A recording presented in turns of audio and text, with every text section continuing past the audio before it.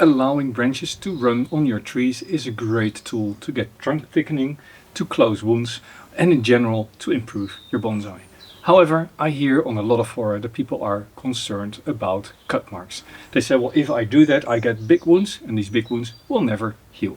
So in this video, sacrifice branches, pruning them off, healing them. I'm going to follow this tree, well actually not this tree. I'll grab another Trident Maple, and there I'm going to clean up a wound that I made in fall. Just make a very gentle, slow cut. I'm going to go in my growing field and I'm going to look at the Linden tree. The best wound healing you get from a smooth cut. So you can take then your knife and gently scrape this surface. And I'm going to deal with what species heal well and what species heal less well. And naturally, this video is not just about sacrifice branches, it goes for any tree where you have had to remove very big branches. Well, let's start off with the obvious, the difference between deciduous broadleaves and evergreen coniferous. So the latter group, the pines, the junipers, they are really poor at closing wounds. That is why you often see large deadwood features, you see gins. That is because they rarely ever close over bigger cuts. So keep that in mind if you're growing those out. Any cut that you make will probably be visible for a decade or more. And that's of course what I've done here. I cut off this branch and then I cut down the bark a little bit to get a more natural transition from living to dead. Do this early when you're developing your stock and you get very nice natural looking transitions. Exception, larch. Larch grows over wounds very well. Yew doesn't grow over big wounds either very much. What else do I have here that is evergreen, coniferous? I told you about pines. Oh yeah, spruces. Spruces I don't see healing wounds very quickly either. So there I'm also a little bit more careful, but they do heal it better than, for instance, a juniper. Now, this is a deciduous tree, broadleaf. It is a lilac. It's a small leaf lilac. It grows really nice and compact, and in spring it flowers beautifully. This tree I actually found, yes, I found on a rubbish tip. We have a green waste tip and I walked past it and I just saw the trunk and I saw one or two leaves and I'm like, hey, that could be interesting. I took it home, I planted it up and it grew it out over the next decade or so. But if you look at the trunk, here's a big dead area, there's a big dead area, lots of dead stuff. And here on the side even, you see it was cut back and I smoothed it out a little bit in the hope that by letting this top grow out, because there was nothing here except for one bud, I would close this wound. Well, sorry, no such luck. So also lilac does not create nice closing wounds when you cut them. Now olives, similarly. I don't see olives closing over big cuts. So those are the sort of trees that I generally try to avoid making big cuts on. The same for boxwood. Boxwood typically used for bonsai, but not very good at closing big cuts. Avoid making bigger cuts on those trees or work in the design. Now fortunately for us, there's two species that are very frequently used in bonsai that can really dramatically improve within a few short years by just letting long branches grow out. And then by cutting them off, you can still close the wound completely within a year or two and you hardly can tell that it was done. And one of them is the elm. Elms in general close wounds really well as long as you prepare the wound well after the cut has been made. Now this is a tiny little elm that I grew from seed, and you can see here in the back there is an old cut and there's an old cut. This one has healed over completely, this one is almost completely healed over, and I think if you look closely that this is pretty decent. Over time it will only improve. This cut was made about 2 years ago, it is now completely closed, and with time as the tree matures it will blend in more naturally. Also here on top you see there's a cut made, and I just cut this off in early spring. I didn't want to go too deep because these branches were very young with only 1 or 2 leaves, and slowly this is getting to the point that I can clean it up. And then I'm going to make a nice hollow concave cut here so that any callus that forms naturally rolls in, it swells up a little bit and you get a more natural transition. Now the other species that really heals over well are of course the maples. Maples are ridiculously good at healing wounds, assuming there's lots of top growth, because that is what is important to know. If you want to close bigger wounds, you need big growth on top. And there you need to find the balance between letting it grow out, creating a new big scar, and healing it faster. And I typically remove sacrifice branches 2 or 3 times in a row so that the wound ever gets smaller. Now let's go into the garden. I'm going to go and chop off a linden tree. A linden tree is not great at closing over and is at risk of dieback, so I'll show you how I do that. And then I'll grab my Trident Maple and I'll clean up that wound, and then I'll let them grow for the season, and I'll show you maybe once or twice during the season how they're recovering. Now here in the garden you can see there's a sacrifice branch, and I removed all the lower branches in fall so that only the top is growing out and the lower branches have lots and lots of sun to take over when I cut this off. And this one is growing, but it is still growing enough. It is trying to heal a wound at the lower base, and this one is just in place to create the next trunk segment. So here I'm also going to cut back because it is thick enough. Now this is the first linden tree, and as you can see here there's a very nice thin low branch sitting here, and this sacrifice branch has aided in fattening up the lower trunk. But also what you see here, there's a big scar. This was a previous sacrifice and it has started to heal over, but it is a slow process. I know that linden is prone to die back even in the growing season. So what I'm going to do is I'm going to just chop it fairly high. Whatever comes up around here over the summer I'm going to just remove, and then later in summer, say in 2 or 3 months, then I'm going to clean this up and help it heal. This cut I could have made in winter, but I feel that in summer it just responds better.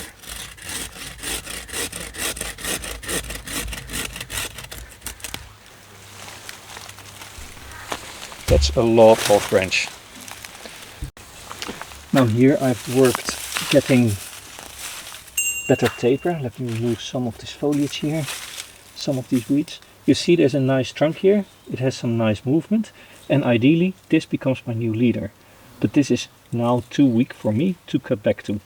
I think I could, but that doesn't mean you should. If I cut back here, then all of these branches will be strengthened.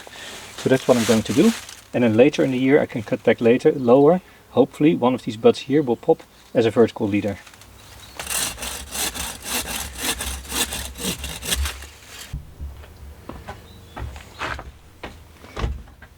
Now the more I was looking at this tree, the more I was convinced that these are actually now strong enough to support a better cleaned up wound. And there's a few ways that you can do it. I usually like to use my hand tools. I always have a scissor with me, and then either a concave cutter or a knob cutter. In this case I'm going to go with my very small knob cutter, and first of all I'm going to remove here the top. This little ledge that I've left, I want this to be cut as flush as possible with the foliage that's still in place, because this is of course something that needs to have a smooth transition from the branch into the trunk. Ideally at the edge you will everywhere have little green tissue that is still alive, and that can help in callus falling over. Once you're there, it is important to use a form of protection to stop the edges from drying out. I use cut paste. In this case I use a liquid cut paste, just available in the bonsai store, but you also have it as a more solid paste in a small box or in a big box. The best wound healing you get from a smooth cut. So you can take then your knife and gently scrape this surface nice and smooth. So this is now nice and smooth, aiding in the further healing. And never wait too long, just straight away cover it up with the cut paste, making sure of course to hit the edges of the bark, because between the bark and the wood is where the recovery will start. And this is now just ready to let grow for a few more months. Now one thing I need to decide is one of these leaders needs to go. I just need one, and the other can remain as a side branch. And I think I'm going to keep this one as a little side branch in the back. And this is the Trident Maple I was telling you about. Earlier in winter I removed a very big sacrifice branch. In fact I layered it off. There's 2 videos on it and I might pop a link somewhere here or there. But now I see a very clear dominant branch popping up here, which sits just in the elbow between the cut and a side branch. On top of that, this is also directly in the front of the tree. So this is going to be my new leader, and now I need to clean out this ugly cut mark. But before I do it, let me just prune back everything around here so you can see better. And at this point I don't need a lot of top growth, so that's fine. Now here in the frontal view, this branch is really coming towards me, and I don't really want it here because it will just bulge, and the same for this. So I'm removing these, but I'm leaving a little bit of a stump, and I'm also removing these leaves because I don't want the sap flow to be too much interrupted. And the same for this one, I'm just pruning it back in a stump. Now you see this sits nice in the front, but maybe better is this one, because this creates a sideway movement, and otherwise this trunk will remain very, very flat. You can see here actually, this is an old wound that has healed over. But in order to create this, I need to take a saw and just cut it off here, because with just these clippers I'm going to damage the bark too much. So let me take a saw, and I'm going to make a slanted cut that from the front is hardly visible, just like that. As said, a slanted cut that hardly visible from the front, so I'm doing it diagonal and downwards. Just make a very gentle, slow cut. And now here also it's a matter of cleaning up, and I want this edge to not stick out. You have to be careful not to prune off the branch, and I can't go too deep at this time because this is now a very, very gentle connection. And then it's also here time to just add cut paste once this nice smooth cleanup is done, and let it grow well for the season. I realize it is counterintuitive to do this work now in the middle of summer, or actually in early spring. It is the middle of May, but now the plant is growing actively. There's a big push from the roots to get water up into the trunk. I removed this big part of the trunk earlier this year, and I just cleaned up this stump. Now there's a lot of energy and sap being allocated to the top. This just wants to grow this season, and therefore there's hardly any risk of this side dying back. If you do this in early winter, when there's less water available, when there's a lower water need, the trunk might actually die back because the roots are not active and the trunk has no need to keep it alive. So that's why I do this in spring as the tree is pushing, and the rest of summer this just gets to extend. And this is why elms are so great for beginners. Look at how this is growing.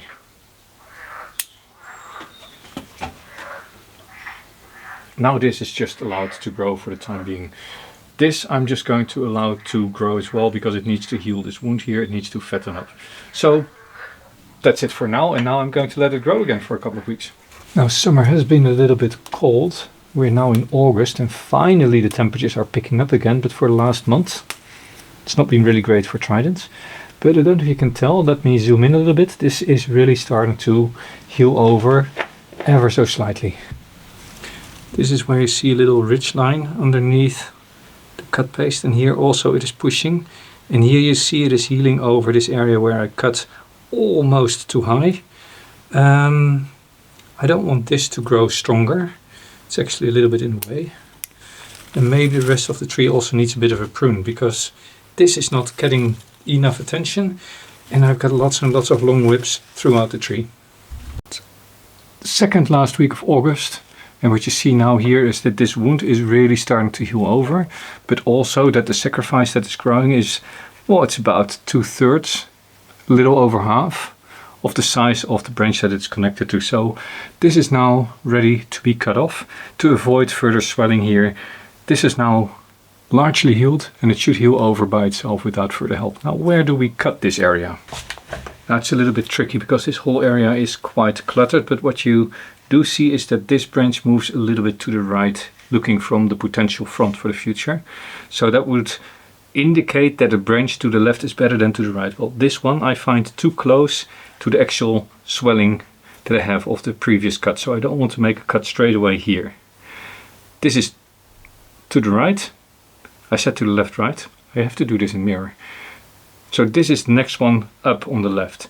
If I go further up, then you get a very, very long, straight, boring section without taper. In fact, this is already quite long. So this is really the place to remove this sacrifice.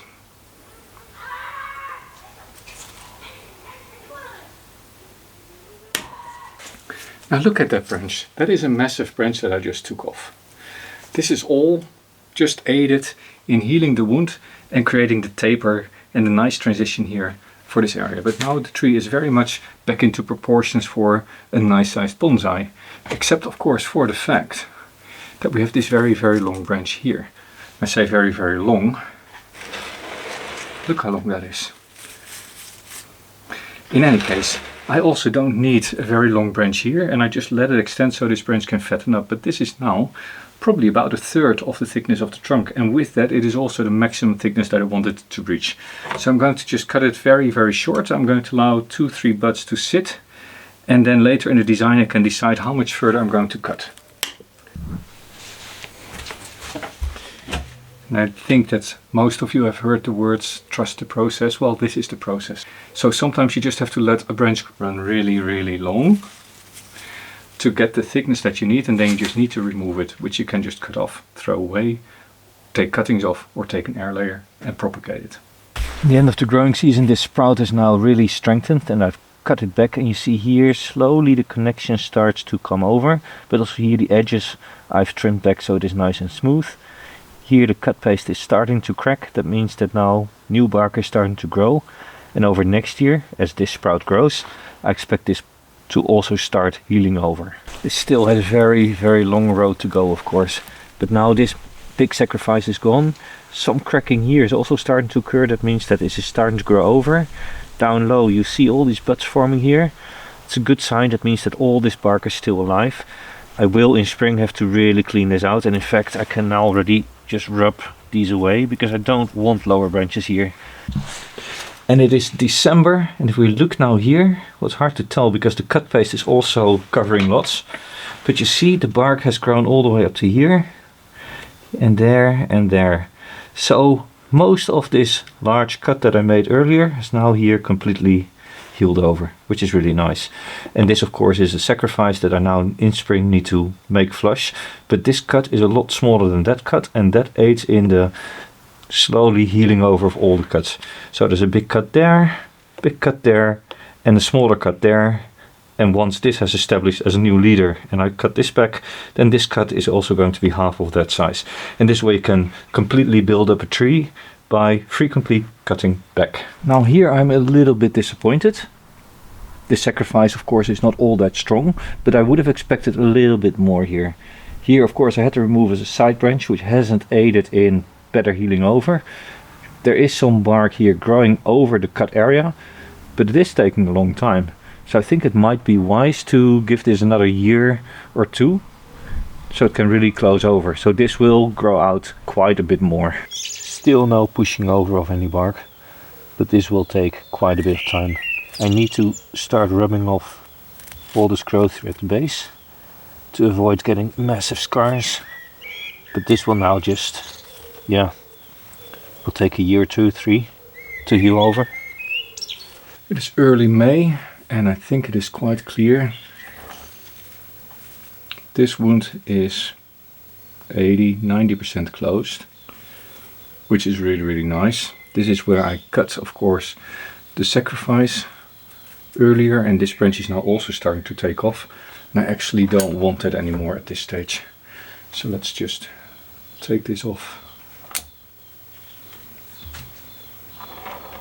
But yeah, growing nicely. And down low here you see one of the earliest cuts that I made, completely healed over. There's a little bit of growth here on the edge, but I can just pop that off, just like that. There's a little bit of a bulge that you can tell, but if you turn the tree, the bulge virtually disappears in the rest of the movement. But yeah, there's a little bit of a bulge. But from this side, it's completely invisible. What I find surprising is how slowly this is responding. So yes, there is some callusing here on the edges. I had to cut a branch away here, so now the edge here is further away. It is pushing through the cut paste here, so it is coming up. But I would have expected this to already heal within one season, and now we're heading into the second season. So it is a lot slower than I was hoping for. So final conclusion. Not sure whether I'm happy or sad about the outcome. It just takes some time. So keep that in mind. Cuts do heal over. Different species respond in a different speed. I would have expected a Trident. I would have expected the Trident to be done before the elm. And Linden, I just know, it takes a long time to get started. It will take 1-2 years before you really see it. And then all of a sudden it fattens up and the wounds just close over in 1 or 2 years. But Linden doesn't have callus that creeps. It really requires the fattening of the trunk. Elm creeps over it. And normally, Trident Maple, it's like butter. It just slides over with the bark and it just closes it very, very quickly. But it needs good top growth. Anyway, this was Jelle. Growing bonsai. If you want to see something with big trunk chops, watch that one. Otherwise, watch my latest one. And I'm going to enjoy my coffee.